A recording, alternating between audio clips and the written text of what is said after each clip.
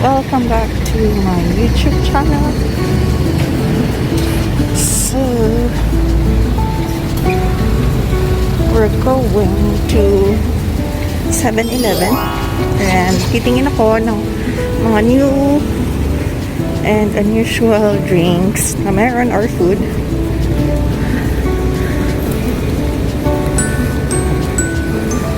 At iti-taste test ko rin. So, pupunta ko sa 7-Eleven.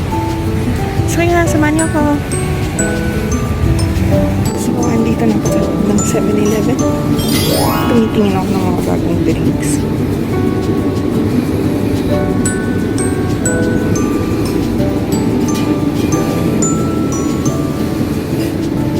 And ano, mga bagong foods.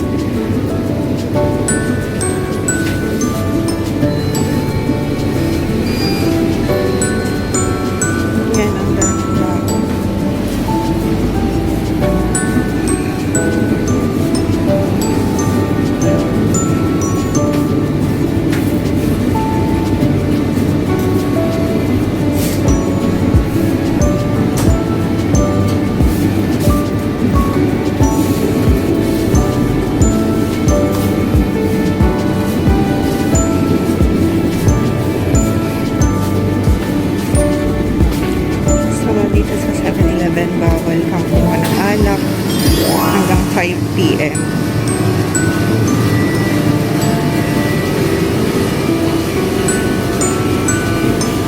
Hi guys, I'm back. So, kanina, sorry, hindi ko na kayo nasama sa pagbili ng mga food na medyo bago sa akin sa 7-Eleven here sa Thailand. So, but a while ago, I just came from 7-Eleven. Galing ako sa 7-Eleven. And yes, so first, we have here this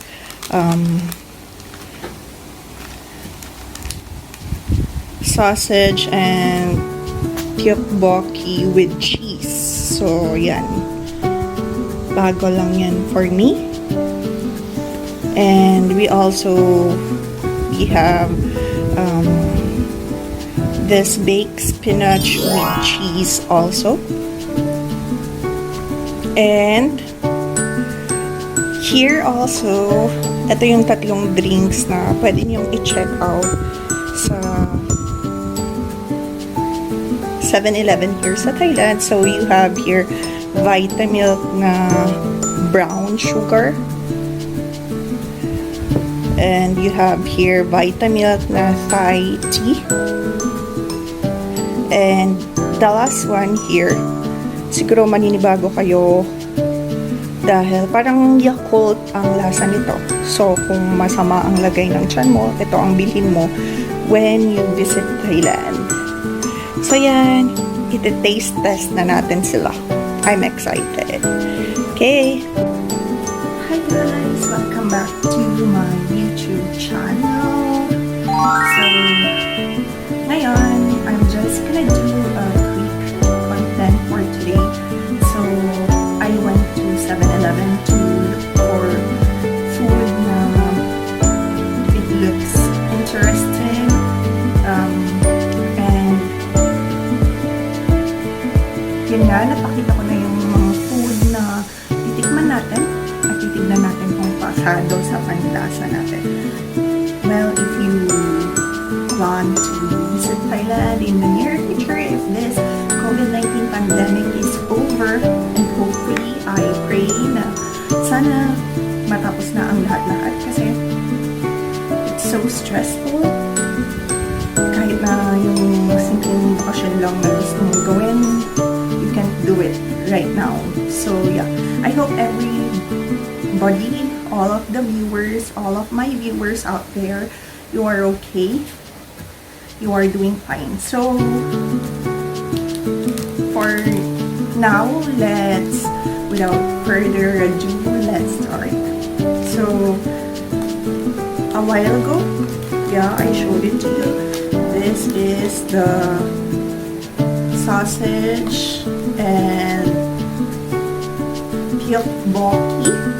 Tteokbokki is the sticky rice na pabilog sa Korean.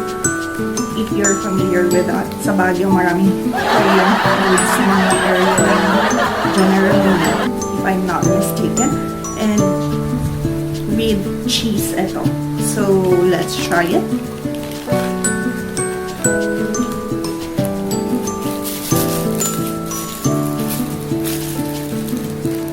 I have here pork. Well, bago ang lahat, let's sanitize. So yeah, let's taste test. Tignan natin kung anong lasa.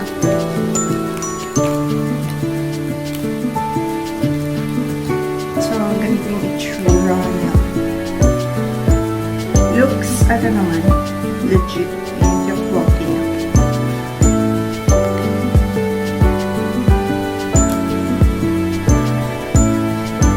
Let's see. I hope this is not spicy.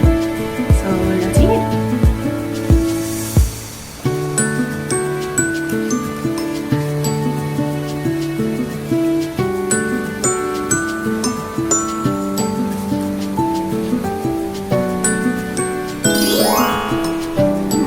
Sarap.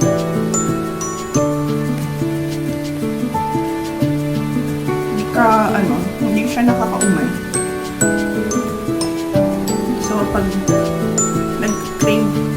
magka-crave man ako, ito ang bibilhin ko sa 7-Eleven ng Korean food. So, next, I have here this one. It's baked spinach with cheese. Yan. So, yung tteokbokki pala, itong sausage with tteokbokki. Sausage and tteokbokki with cheese, it's 35 baht. And this one is 35 baht as well. So let's open it. We're just gonna push it like that. And wow. Okay, so ganito ang itsura niya. So may plastic siya sa iba. Hindi matatagal. So this one is what it looks like. So, I'm gonna taste it. Kung marami naman yung cheese, hindi tinipid. I love it.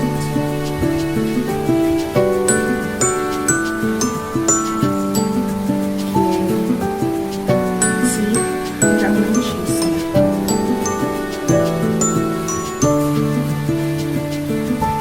Okay, let's try it.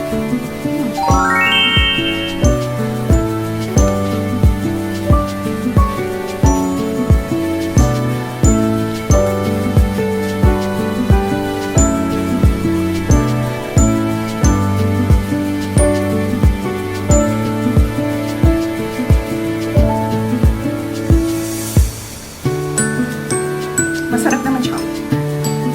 Hindi siya, cheesy siya, syempre.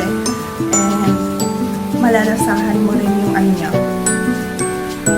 Yung queso, actually. And, syempre, may spinach. So, yeah, it's a good, food rin here. So, I'll try it again one more time.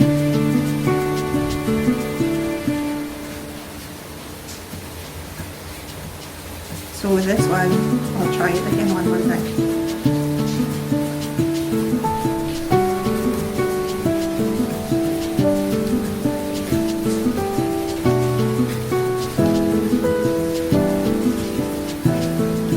Masarap. Wala akong masabi. Okay, next. Dumako naman tayo sa ating drinks. So, ito yung sinasabi kong Yakult, diba? So, malaki. This is 20 baht. May mas malaking konti. It's 25 baht. And yung pinakamalaki nito, parang 1 liter siya. It's 45 baht. If I'm not mistaken. So, let's drink. Yun, lasang-lasang mo talaga yung pagka-Yakult.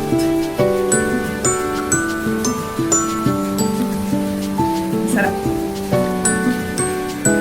Kasi yung Yakult everyday okay. Pag masakit yung, if you're having an upset stomach, if your stomach is upset, or stomach ache, I recommend this. It's good. So next, it's my first time to taste this one. It's from Vitamin. It's Thai tea. So, halala naman na Thai tea shop. Kasi ganito talaga yung color. So, let's taste.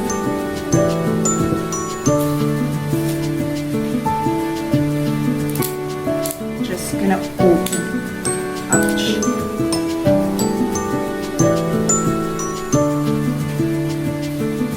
Okay.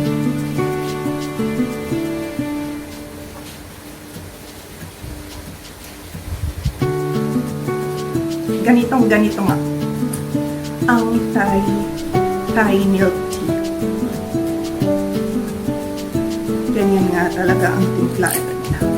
Pero siguro better if you're gonna come here, or if you have it there sa Philippines ba ng ganito. If you have it there, lagyan mo, kumuha ka na lang ng baso and then you put ice on it para mas malamig pa. Diba? And last na i-taste natin. Ito rin, super curious ako, bago lang siya sa akin. So, it's brown sugar milk tea. Yes, it's brown sugar. So, let's taste it.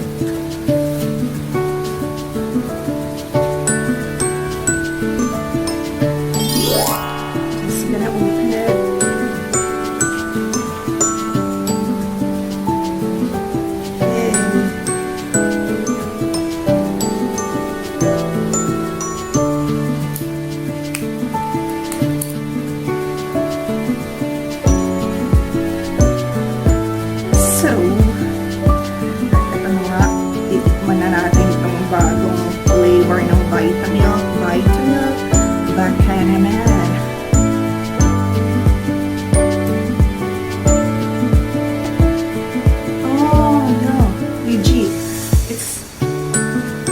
Brown sugar talaga siya. Parang yung tiger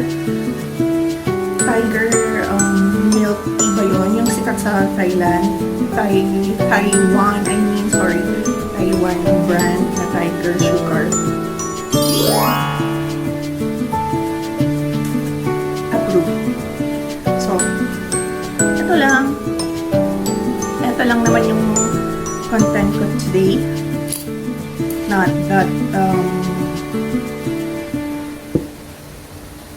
that very long.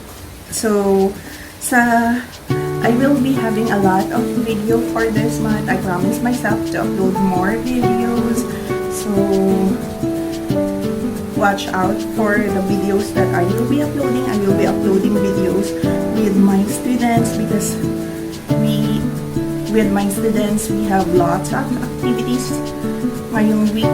So, I promise you're gonna be a part of that activity as well. And yeah, I joined a company here in Thailand. It's Giffarine, and I'm gonna make a review of a certain product. So maybe I'm gonna do that next week. And guys, if may mga tanong kayo about sa life here sa Thailand or about teaching jobs, don't be shy to comment it down below.